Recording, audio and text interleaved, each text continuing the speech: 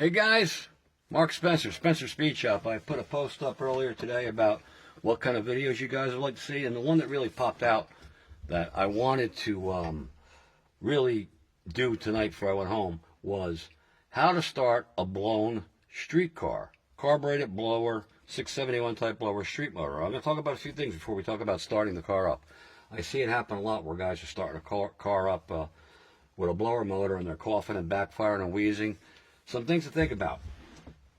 If you got a serious blown street car, think about this. You have 7.5, 8.5 to 1 compression.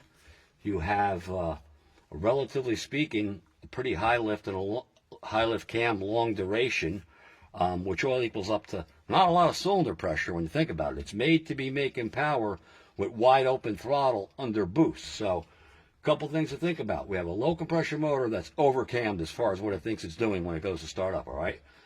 Initial timing is very important. At least 16 degrees spark lead. I'm not going to talk about advanced. I'm not going to get into tuning, but you need at least 16 degrees.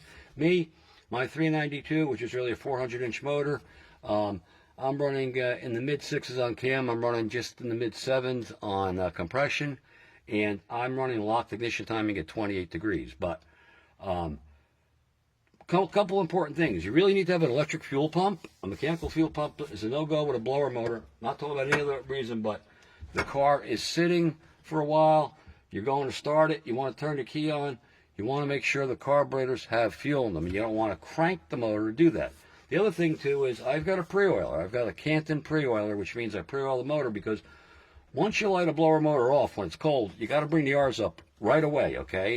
You got a low compression motor. You want to get some heat at the tip of those plugs, so you want to bring it up to like 2,000 RPM. So it's good to have a pre-oiler because you don't fire the engine up dry, you know what I mean? So we're going to go through it, okay? What you do is you're going to turn the key on. Fuel pressure's right over here, okay? You're going to turn the key on. Turn the fuel pump on. I got it off right now. And I'm also going to activate the pre-oiler, which is going to show you over here the engine getting oil pressure. And then once I have oil pressure coming up without the engine being cranked yet, once I have fuel pressure, you pump the fucking throttle, okay? You make sure your linkage is adjusted properly. You got 2 4s. You don't want a progressive. You want 1 to 1. Whack, whack, whack. Give 3 quick shots on the accelerator pedal before even cranking it. And hold that pedal to the floor for about 3 seconds or better because the fuel's got to go from these carburetors right here. It's got to drip around the rotors in the blower and get down to the intake manifold area where it wants to get caught in and fired up. Remember, as soon as it catches, you want to get the R's up. So I'm going to put the little marker runner lights on here so you can see. I'm going to turn the key on. Fuel pressure. I have fuel pressure. I'm going to prime the motor with my pre-oiler right here, okay? Here we go. There you go. I got fuel pressure already. Now I'm going to pump the throttle 3 times fast. 1, 2, 3. Hold it to the floor. About 3 seconds, 4 seconds. Release. Back.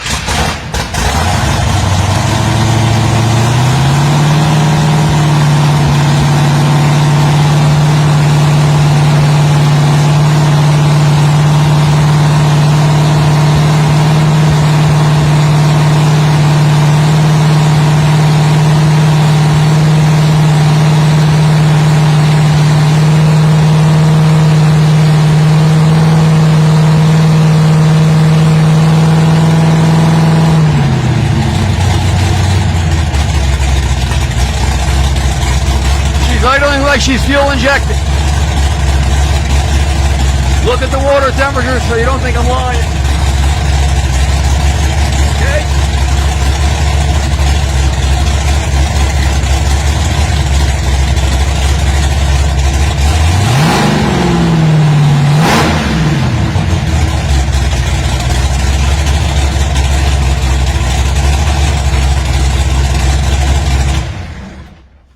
This is an air fuel gauge, but I'm not reading it in air fuel, okay? So I don't want to get into that right now, but you see that the engine was cold.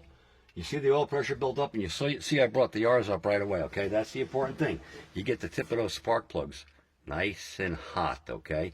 You can't whoop whoop, and you don't open the throttle at all while cranking. That's where the backfire comes from, because it ingests air, boom. And those backfires, by the way, guys, you don't know. You got twisted, you got helix type, you got twisted two 3-lobe rotors in a 71 series GMC blower. When that backfire comes through, the rotors are moving the mixture around the outside. Well, that tries to stop those things dead.